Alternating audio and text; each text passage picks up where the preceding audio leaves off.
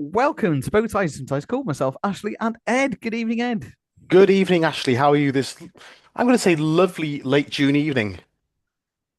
Well, yeah, it's. Do you know what? It's raining here, but there's actually something quite nice about that. You know, Hmm. just gonna do this and then go and go to sleep. Actually, I need to rally myself around now because I am quite tired, but I'll wake myself up because we're talking about a fantastic film. Oh, I've given it away. Well, a fantastic duo. Whether it's a fantastic film is that is what we're here to discuss. But we are here to talk about. Oh, I wonder what that could be head behind you.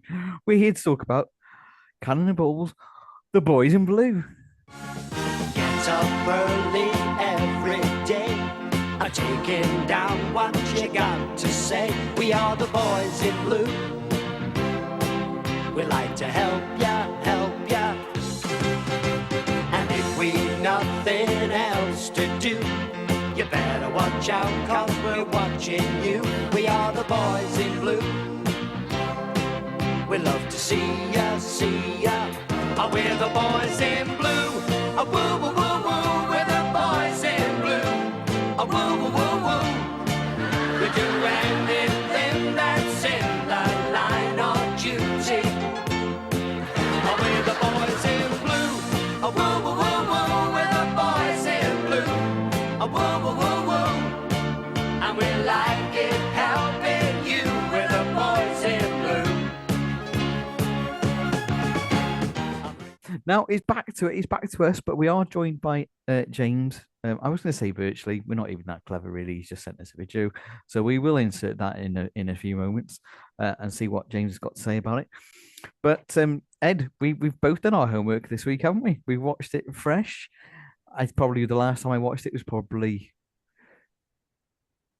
in the 90s, but I've watched lots of Cannonball more recently. And, and I keep on wanting to go, you little liar, you little liar. Um and just lose my temper with people. I'm gonna have you and stuff like that. So yeah, Ed, what is your assessment of it? Because yours, you know what mine's gonna be. Yeah, it was good. Or yeah, it was all right. So I turn to you for the real film critique. Okay, well, that's very nice of you. So, first thing, I'll start by saying this film arrived about 5 years too late, which is a shame because the boom time for sort of TV to film crossovers, or it was the late 70s. You had like of Are You Being Served and Rising Damp, and it tailed off. You had George and Mildred, and this was the last one. So by 82, it felt a bit out of date. But you know what? I don't care. I don't care one little bit. It's a remake, Cannonball. Wonderful. When I was a kid, I loved these guys. I absolutely loved these guys. And it's 43 years old, and it still made me laugh out loud when I watched it last night. For those of you who don't know, The Boys in Blue is a remake of the Will Hay film from the 1930s called Ask a Policeman. It's pretty much the same plot, but I prefer The Boys in Blue. I've got to say, I prefer The Boys in Blue. It's more my generation. It's just more me. I love Will Hay. I loved him in Oh Mr. Porter and all the films when he's a headmaster, and I loved him in this. But The Boys in Blue just tips it for me because of Cannon and Ball. They were just absolutely wonderful. Little story about Will Hay. We're going off topic a bit, but the little Welsh village I was brought up in. My mother, when she lived there as a little girl, because we lived in the same village, they used to go carol singing, and one of the houses they went carol singing at, a certain Will Hay had as his winter home. He retired to the little village I used to live in. So, and she said he was absolutely lovely. So that just going off topic a little bit, but no, this film, is it the best film ever made? Of course it's not. Is it the funniest film never made? No, it's not. Is it naff? Is it dated? Was it dated even when it's made? Yes. Did I enjoy it? Absolutely. I loved it. It'll do for me. It'll do for me. But no, it's just fun. It's fun with a capital fun. It's got some jokes in it now, which you're thinking, ooh, when Suzanne Danielle's going up the ladder and he's on his back looking, no, Bobby, don't do that. But it was the jokes of the time. It was a lot of these things you can't judge with modern eyes because the world has changed considerably in 40 years.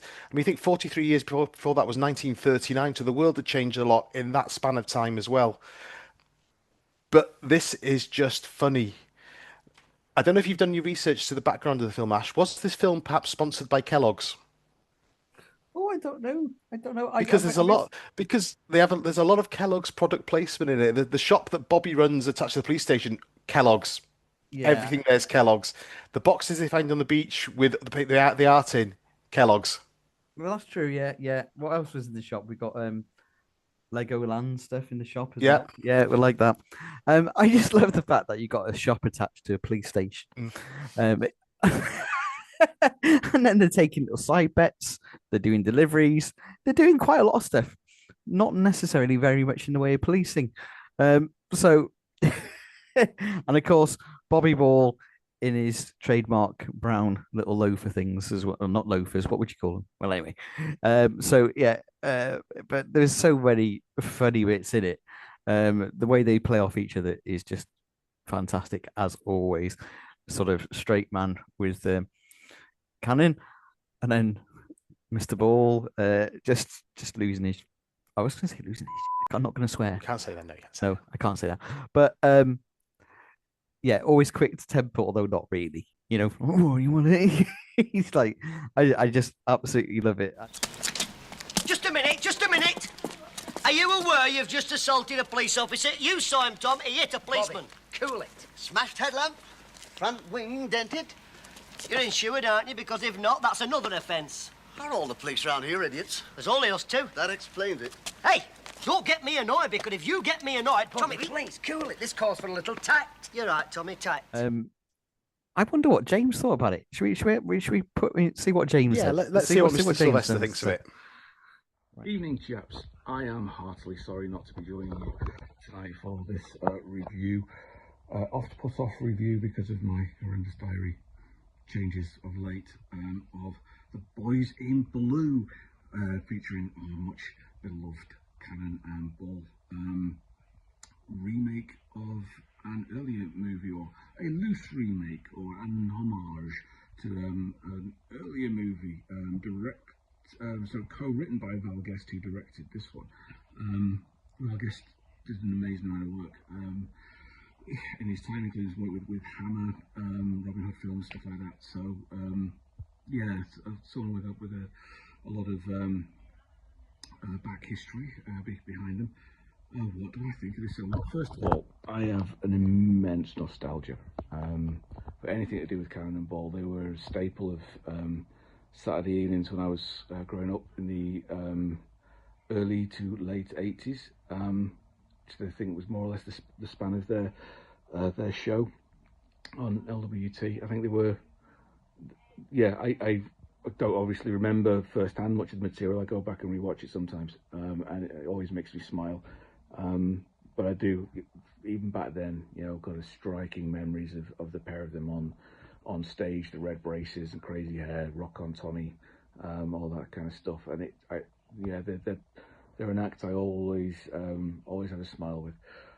The movie itself, following on the footsteps of many such comedy pairings. I'm sure you've seen that Riviera touch with Morecambe and Wise from back in the day, translated to big screen. I don't know, it might be on the later end. The British comedy shows had a habit for a time of appearing on the big screen. Yeah, now I can't think of any. Porridge, Are You Being Served, stuff like that.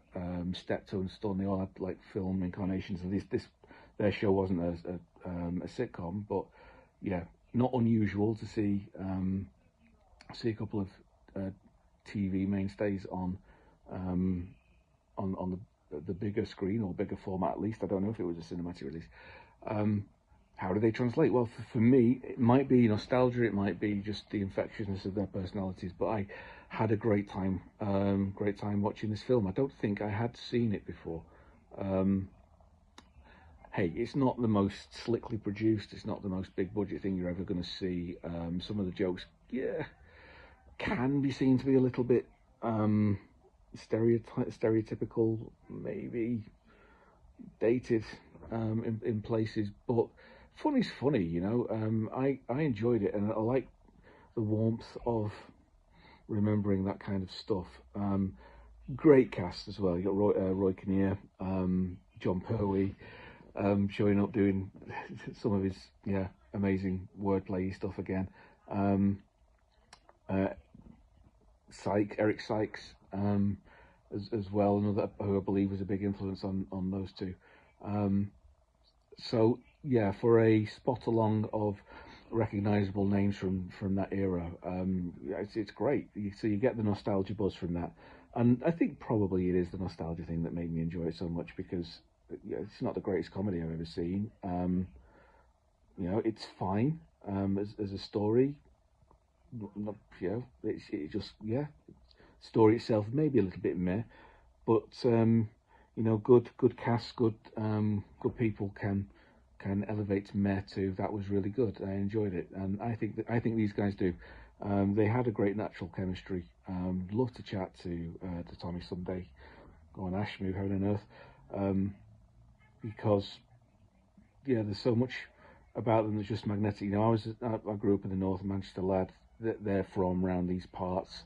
80s TV seemed to have an influx of 80s comedians in tuxes, but these two always gave me a real joy every time I saw them, and still see them. Saw Bobby most recently in the Cockfields not long before his sad and untimely passing, and he was still great.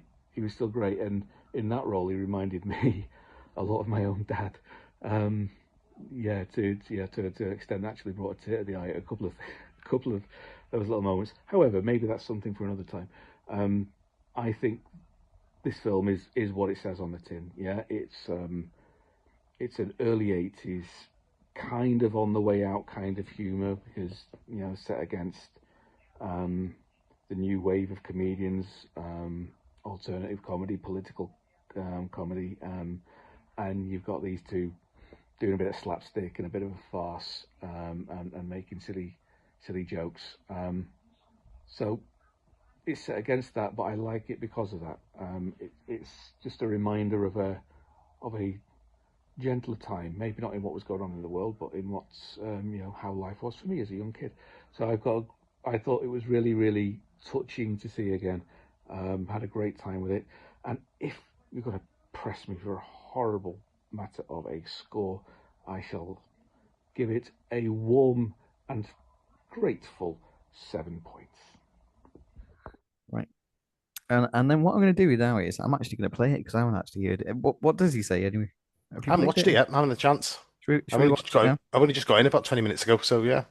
Let's. But no, well, while you're finding James' thing, also it's sort of a who's who of B-list British celebrities as well, but they're all brilliant. Yes. Well, I'll tell you what, we're doing this a bit all over the place. We'll come back to what James said in a minute, even though you probably already just heard it. Because Ed's got a good point there about some other celebs in it. Mr. Sykes is in there. Very funny, very funny. Although you can see some of the jokes come in, to be fair, but nonetheless very funny. But I tell you what, I actually Jack Douglas, is in it, and I don't think I've ever seen him do anything other than Carry On. So to see him just play a character fairly straight instead of like he usually does in the Carry On films was quite a revelation for me. I've never seen him do anything else. Sorry, Jack. He was in Llandudno once. Bumped into one of my friends in B&Q. I just by accident. I don't think he was doing his character, like bumping into someone.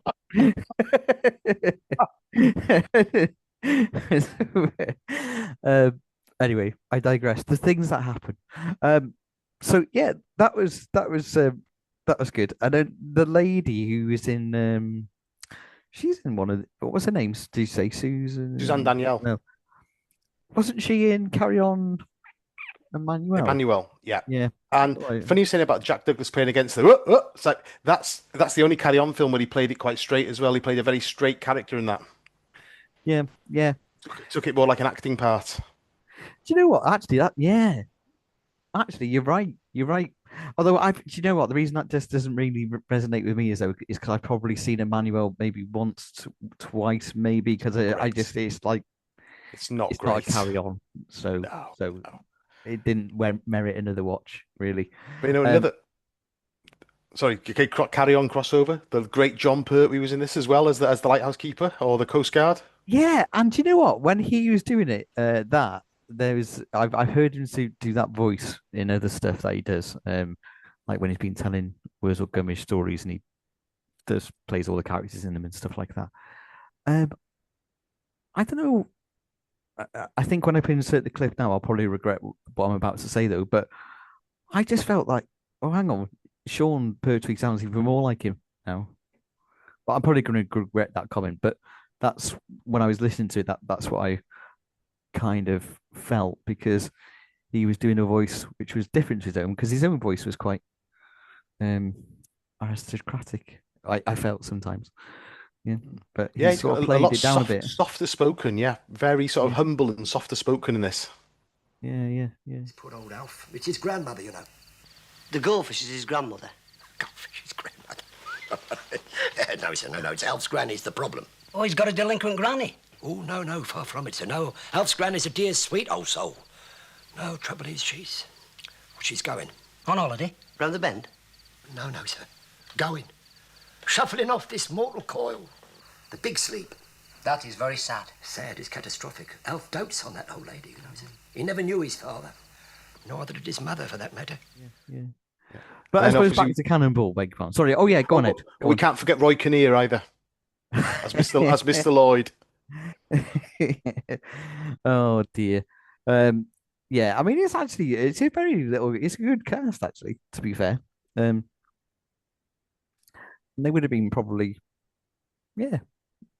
Roy Kinnear would he be in his heyday? What he would have done Willy Wonka by now, wouldn't he? And stuff like that. Yeah. So, yeah, it's good little cast, and a great little story.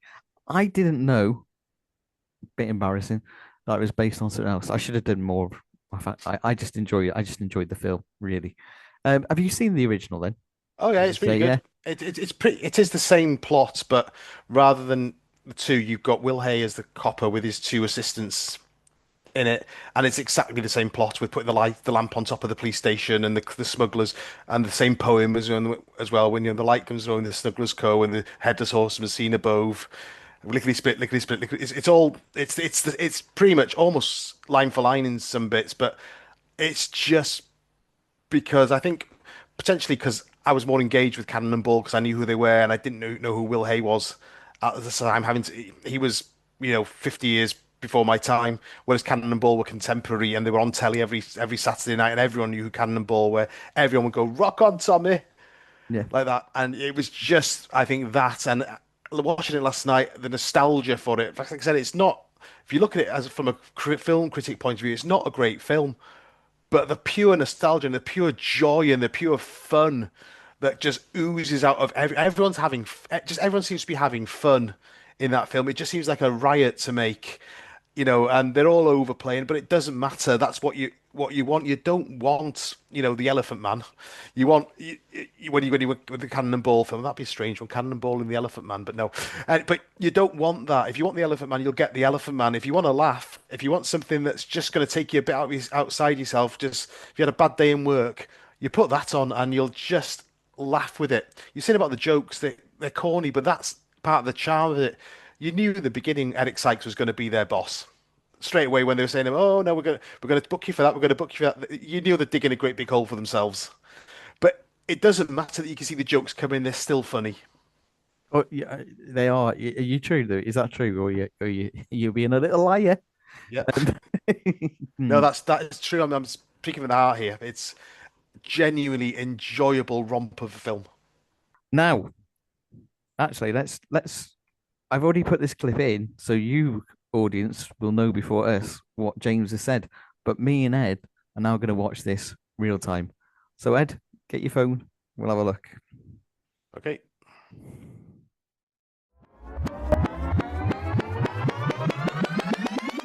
Well, that was nice. Well, there we are. You There we already, go. viewers, you'd already, or listeners, you'd already heard that before us. Yeah, so very nice too. Yeah, well, do you know what? Should we do a score? Yeah, I suppose we should really, because it'd be wrong not to, because we do it for other things. Can I just go back on something what James was saying about the late and much missed Bobby? Yeah, yeah. Again, not going out. He played Lee Mac's father, wastrel of a father, in Not Going Out, and it's quite nice in the wedding episode where Lee finally gets married to Lucy. That Tommy plays the vicar. All right, yeah, you're right. That's quite nice. But you've got the relationship, the Bobby, the antagonistic northern waster sort of personality, playing off in a similar way as he played off against Tommy in that, against Jeffrey Whitehead in that. So he's the sort of middle class sort of golf club man, and he's pint down the pub sort of character. But yeah, was brilliant at playing that sort of part, and he took it on as an acting part because there was certain, yeah, he played the fool in it, but Bobby could act as well. Yeah, yeah. No, no, no, absolutely. You're right. You're right. Um, but they are just a fantastic double act because it kind of. I mean, well, I suppose they've done their own thing, but the reason it just works so well is because they just how they play off each other, isn't it? I mean, because Tommy does his little singing and other stuff, and he's very comical. They're both, but together it's just magic. Mm, yeah. Together it's just magic. Um, and even in this, it's just all the way through, isn't it? Is like the straight man and Yeah. the fool, and it's just a perfect combo, perfect combo. Um, right. Well, scores. So what did you give it? A seven? What did you James say? James gave it a 7. A seven. Well, I'm gonna give. Well, do you know? I'm gonna give it uh an 8.5, which I think you might. I don't know. Who knows? You might think that's generous, but I just really, it's an enjoyable film for me. I could watch it again and again, and for that reason, it's okay. It's not a 10 but it deserves to be an 8.5 for me. I'm happy with that score. Yeah, yeah. Yep. If I was reviewing it with a film critic hat on, it wouldn't get really high. However, I'm not reviewing that. I'm reviewing it with someone who absolutely had a great time watching it. So I'm going to give it 8 out of 10. Go on then. What does that give us? Oh, this is going to be difficult. So 23.5 divided by 3, 7.8. Well, I think that's fared quite well, really, because to Yeah. be fair, I just go onto MIDB quite often, and I look and I think that film was really good. I'd give it a 10, and it's like got 6.5 or something like that. So that is pretty good. So actually, what is I'll look on IMDb now, yeah, I and was I'll going look to say on. what is it? Let's see So how you, we you look on score. IMDb. Yeah. I'll look on Letterboxd because I reviewed it on Okay. Letterboxd last night. Right. So The Boys in Blue.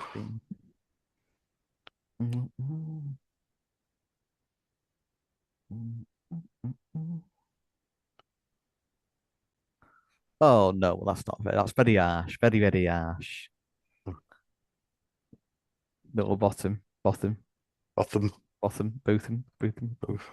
Um, well, MIDB says 4.5, but the Wow. thing is, yeah, sometimes they're talking out of yeah, our places. Yeah. I mean, I rated it 8 on IMDb. I've rated it 4 on it's 4 out of 5 on Letterboxd. So I rated it 4 out of 5 on Letterboxd, but I can't get the actual Letterboxd score up for it. I'm just going to come out of Letterboxd and go back in. I'm going to score it now actually on IMDb. I'm going to give it a 9 because I can't give it an 8.5. So I'm going to go higher and Hmm. a rate. Press rate.